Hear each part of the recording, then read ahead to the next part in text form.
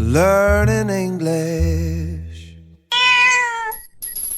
So, picture this. You are sitting at a dinner table, eagerly tasting a friend's homemade soup.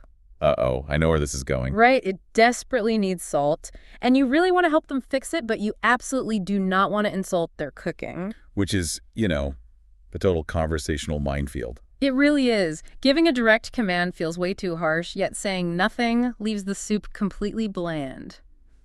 So today we're exploring how to round the edges of our advice to keep relationships smooth while still getting our point across. Welcome back to Radio英会話. Quick recap by NoeLia, Lesson 38.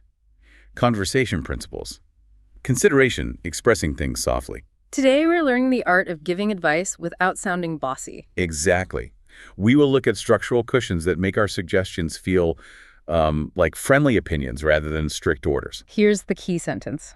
Let's hear it. I think you should add just a little more salt. One more time. You got it. I think you should add just a little more salt. This is a perfect example of wrapping your advice in bubble wrap. By putting I think before you should, it softens the blow. It totally does. But I have to ask, is using you should on its own really that aggressive? I mean, yes, it can sound like an absolute command.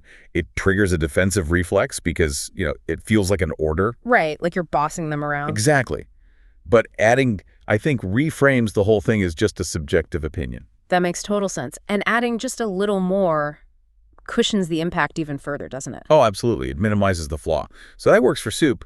But what if you want to hand the choice entirely to the listener? Here's the first phrase. Lay it on me. The soil in this flower pot is bone dry. I think you might want to give it some water. One more time. Sure thing. The soil in this flower pot is bone dry. I think you might want to give it some water. This introduces an even softer approach than should.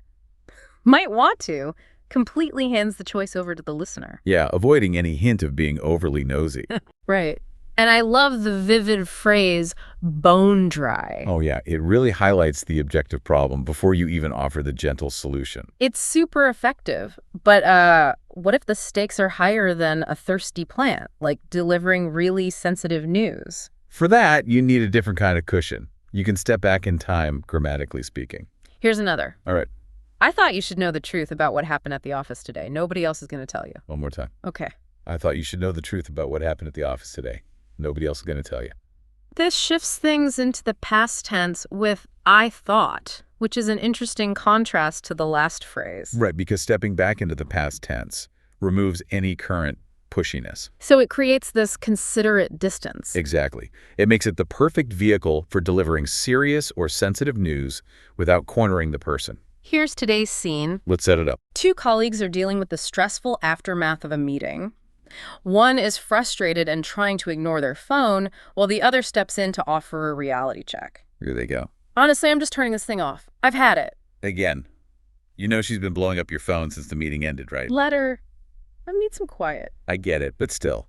I think you should text her back right now. She looks pretty mad. This dialogue is packed with great slang, like blowing up your phone means getting endless notifications. Right, and I've had it perfectly signals reaching a breaking point. Definitely. But look at how Speaker B handles it. They validate the frustration first by saying, I get it, but still. Which is so important. That validation paves the way before deploying our key softened advice structure. Yeah, it prevents a total disaster in a tense moment. For sure.